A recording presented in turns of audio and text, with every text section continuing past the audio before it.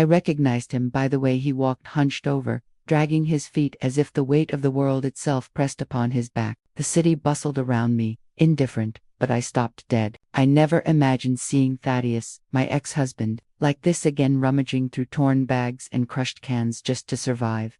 I had just exited the bank, a folder tucked under my arm, when I saw him. He leaned over a dumpster, his hands filthy, sorting scraps and tossing aluminum cans into an old sack. His beard was overgrown, white hair matted, clothes soaked with stains. The engineer who had once designed towering buildings with precision and pride had become invisible in this street corner. My heart froze. The world shrank down to him, and for a moment, nothing else existed. I remembered the day he left the letter, cold and brief. "It's for the best." That single sentence had shattered my life. I had spent years oscillating between rage, contempt, and an underlying sadness that never fully healed. And now, life had dragged him down here, reduced to this destitution. A part of me wanted to cross the street, to shield myself from the collision of past and present, but something stronger than pride compelled me forward. My heels clicked against the pavement. He raised his head by instinct, and our eyes met. Recognition flared in his gaze, quickly replaced by shock and fear. "Is that you?" I whispered, my voice barely audible. He lowered his gaze, shame written on every line of his face. "You shouldn't see me like this. Forget it. Go on your way." But I didn't move. I stepped closer, inhaling the sharp scent of stale sweat, cold streets, and poverty. "Tell me, why are you living like this?" My voice trembled despite my effort to stay steady. Thaddeus pressed his lips together, glancing around as if someone might be watching. Then he shook his head. "You should never have seen me again. I did everything so you wouldn't have to carry this." "With what?" I asked, my heart pounding. "With what did you do all this, Thaddeus?" Tears brimmed in his eyes as he finally spoke. "It was to save you."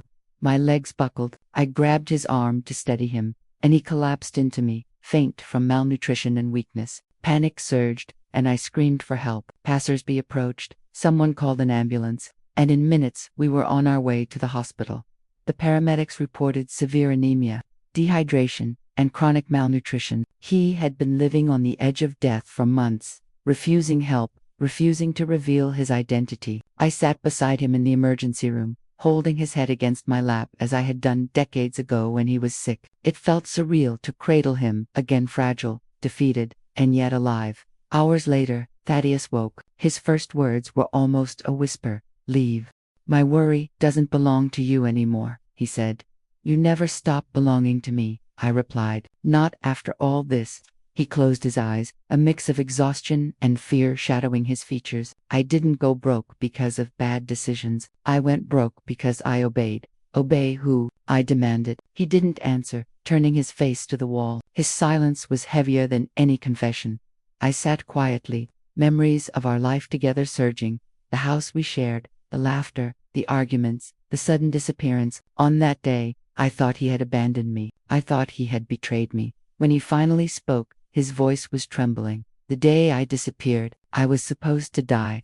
Shock froze me. "How can you say that? They told me to leave, to erase myself. If I stayed, you would have paid the price." I remembered the strange sensations, the subtle fear, the moments when I felt followed or watched. I hadn't understood then. Now I did.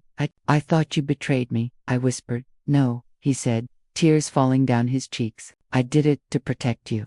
The weight of revelation crashed on me. Every year of resentment, every sleepless night, every humiliation I endured had been orchestrated, not by chance, not by my husband's weakness, but by a hidden hand. Over the next day, I remained at his side. Thaddeus slept, sedated and exhausted, as I replayed decades of misunderstanding. I remembered when we met he was ambitious, passionate, hand-strong and sure. We built a life together, modest but happy. And then, suddenly, everything vanished. I had thought it was abandonment, a betrayal I could never forgive. But now, understanding the truth, the resentment dissolved, replaced by a mingled awe, sorrow, and fear. Fear of the men who had forced him to disappear. Fear of the world I had never known existed, operating in shadows around us. When he awoke again, I asked the question that had haunted me for years. "Why didn't you come back?" "They kept watching," he said. "You were alive only because I obeyed." He described the threats, the forced disappearances, the blackmail, and the reason for his collapse into poverty. He had allowed himself to be destroyed so I could live, so the network threatening him could never reach me. My tears fell freely, mixing relief and sorrow, guilt and understanding.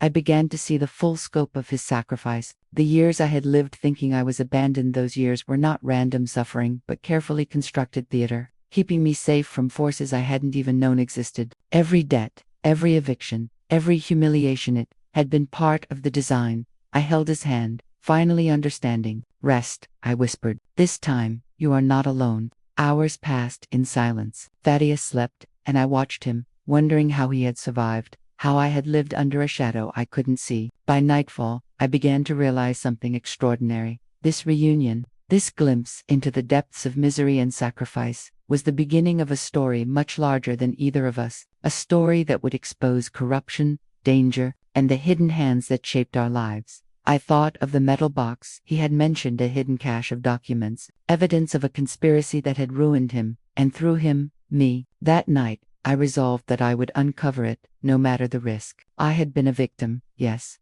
but I would no longer be powerless. The same streets that had witnessed his fall would now see my resolve rise. Sleep eluded me. Shadows of the hospital halls mirrored the shadows of our lives, yet for the first time, I felt a spark of determination. If he had sacrificed everything to protect me, I would honor him by uncovering the truth. At dawn, I returned to Thaddeus's bedside. We begin now, I said softly. I will not let them silence you again. He opened his eyes, weary and fragile. You are sure? As sure as I am alive, I replied. And with that, the story that began among trash and cans had taken its first steps toward revelation, justice, and a reckoning I never could have imagined.